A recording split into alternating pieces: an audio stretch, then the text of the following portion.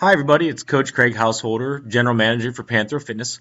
And today I'd like to take you through a short webinar that goes over the food journal.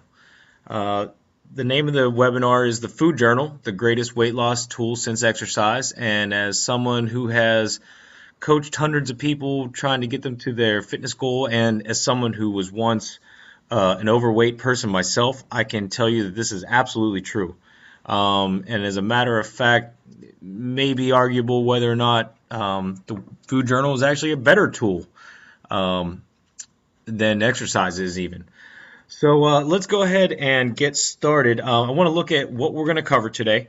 In this webinar today, we're going to cover who should keep a food journal, and pretty much you're going to find out just about everybody.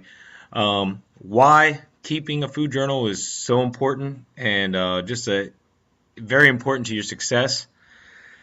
And finally, how to record in your food journal to maximize your results. So how to use this as a tool that's going to get us where we want to go. So let's go ahead and get started. Let's talk about who should be keeping a food journal. Simply stated, anyone with an athletic or weight loss goal should keep a food journal and continue to keep it regularly. And I added that little part about keeping it regularly simply because I know that a lot of people will get so regimented with their diet that they go, okay, at this point I don't need to journal. What happens then is when you stop your food journaling, those little mistakes, the cookie or the thing that you did wrong starts to creep back into your diet. So that's why I say it's so important to continue to keep your food journal regularly.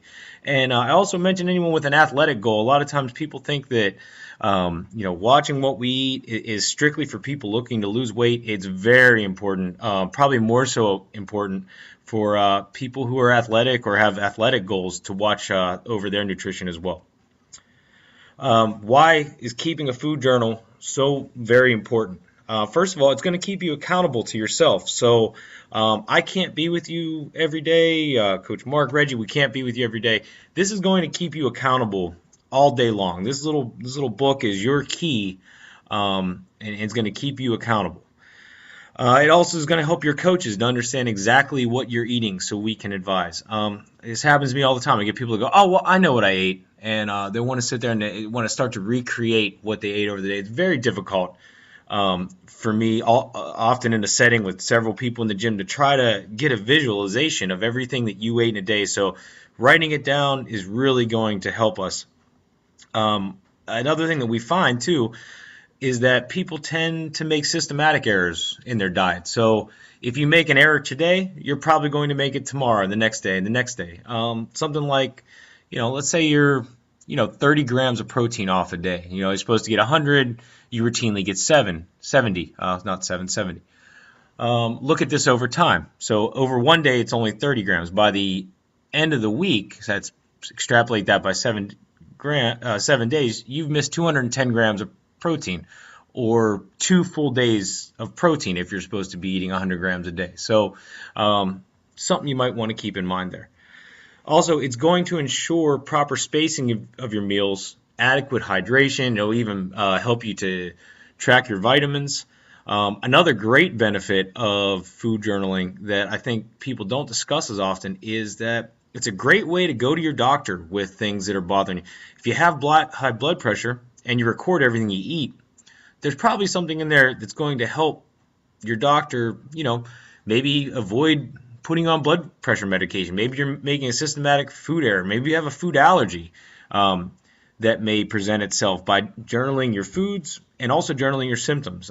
Great example, one I use all the time. My wife used to love dairy, cheese, used to eat it all the time. She also routinely had heartburn and an upset stomach. I told her, I was like, why don't you keep a food journal? Every time you have a symptom, record in your food journal that you're symptomatic. We did this, and over a fairly short time, a couple weeks, we realized that every time she had heartburn, she had eaten cheese. She was able to eliminate the cheese, therefore eliminate the heartburn. Now, she might have went to the doctors, and they might have put her on a medication for heartburn, Prilosec, or something over the counter. This way, she was able to do this without taking any drugs or anything like that. Just correct it through her diet, which is what we should all be looking to do, is to fix these problems holistically before we resort to the medical solutions. So I'm going to go step by step just through the journaling process, how to keep it, how to choose it. So this first step is choosing a physical book to use for your journal. I always say the most important thing is the physical size of the food journal. I suggest choosing a book that's going to easily fit in your pocket or your purse. If you don't have the book with you, it's basically useless. So go ahead and find that book that's going to be comfortable. You might go through a couple books before you find the one that you really like. Remember that the journal is a tool, and not having it with you renders it powerless to help you.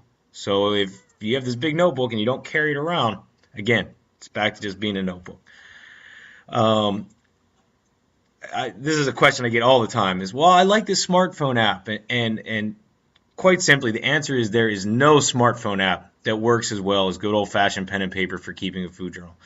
I'll get into a little bit of the nuts and bolts of it as I go through this presentation, but I've vetted hundreds of cell phone apps trying to find one that works for people that will do the things that we need them to do. It's really difficult for us to get a good picture from a cell phone. One, I'm holding your phone. I don't know how to work it half the time. I'm flipping back and forth between screens.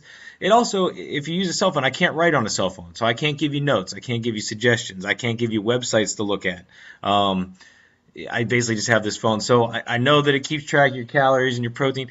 I'm going to ask you for our purposes, let's go ahead and just use a book though. We are working on with software developers right now to make a Panthro fitness app that will work to our specs, but as of right now, let's go ahead and just keep it pen and paper. Take my word for it that pen and paper works better than your cell phone. So step 2. You want to track all of your fluids and supplements. One of the biggest obstacles in modern life is dehydration. It's been estimated that 75% of all people suffer from chronic dehydration. And in fact, we're so good at being dehydrated that it's weakened our thirst response, so that often we mistake this thirst for hunger. So studies have shown that even mild dehydration can decrease the body's metabolism by 3%. And each 1% of water loss will decrease your exercise performance by 10%. Therefore, it's pretty essential that you're always hydrated in order to lose weight or to perform at your best. I get into this with people a lot. I mean, water should be the easy thing. It should be the low-hanging fruit when correcting someone's diet. Get out there and drink. You need to get about a gallon of water in a day, so make sure that you're tracking that. I suggest that you use the same water bottle or container and keep it with you at all times. I use a plastic water bottle. It's a 20-ounce water bottle, and I keep it with me all day. You're going to start top of every food journal page, and you'll see that a little bit better when I pull up the example page.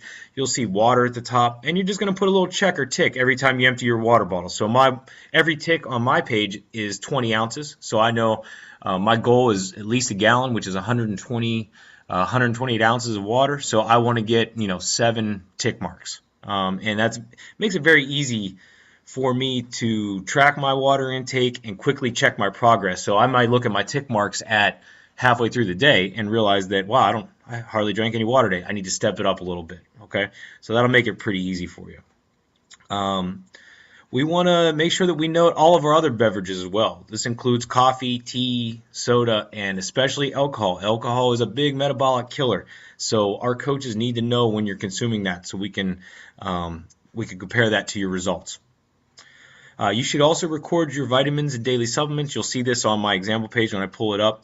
This is just it's a good way to just make sure that you don't forget them. So if I record them in my food journal, I know I've written them down. That means I know that I've taken them. I never skip a day. Step number 3, you always want to check the time. So we want to record timestamps with all of our entries. This makes you cognizant of what time you're eating and what you're eating when. It gives your coach and nutritionist the data on when you're consuming your meals, and sometimes it even helps us determine why you made a poor food choice. We may look at your journal and see you ate a whole bag of potato chips, Before that, notice that you haven't eaten in 6 hours. Well, you were probably in starvation mode, so you grabbed the first and most convenient thing. This is something that we can fix if we're made aware of it, and time coding all of your entries is going to help us to do that. Step number 4, we want to first be specific, and then eventually we're going to move to scientific. But this can be a little confusing, but I think it's important. I think when first starting out, it's important to have a way to estimate portion sizes without having to resort to weighing or measuring. Though it may be necessary to do so to measure things in the future if your coach determines it's necessary. Sometimes you start to fine-tune these things. We need to start weighing the food. But at first, what we don't want to do is to overwhelm you. So what I want you to do is set up a simple predetermined portion size, like a small portion may be the size of a deck of playing cards. A medium or large portion, medium may be smaller than your fist, large portion larger than your fist. This way you're able to easily record the gist of what you need to record without taking up too much time and bogging you down. It's okay to use shorthand as long as you know what it means, but be sure to be specific. For example, the wrong way is to just write turkey sandwich. It doesn't tell me anything. I don't know what kind of turkey. I don't know what kind of bread. What was on the sandwich. The better way to do this might be that I had a small turkey sandwich. That's again telling me that the size of the portion was smaller than a deck. Turkey was smaller than a deck of cards.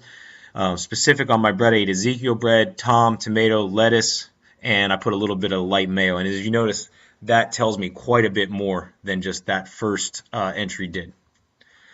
Eventually, you're probably going to want to weigh your portions to get a better idea of how to fine-tune your diet, but when first starting out, it's important not to take on too much at once. As you get used to journaling, it will become easier.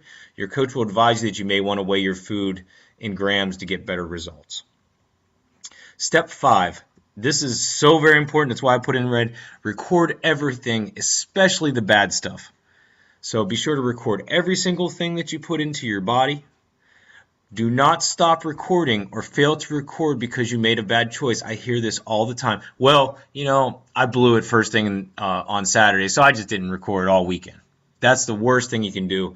You pretty much failing to record poor choices basically just turns that powerful tool right back into just a plain old notebook. So at that point, it's fairly useless to you. Step number 6. This is important. Don't backlog. So you want to be writing these things down as you consume them. This is a working tool. This is something that's meant to be in the moment. So what I don't want you to do is to eat all day and then to go home and write down what you ate at the end of the day.